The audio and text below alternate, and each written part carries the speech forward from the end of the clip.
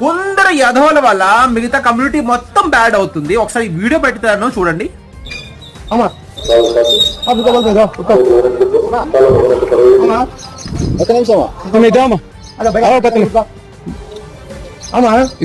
पूरे बाहर को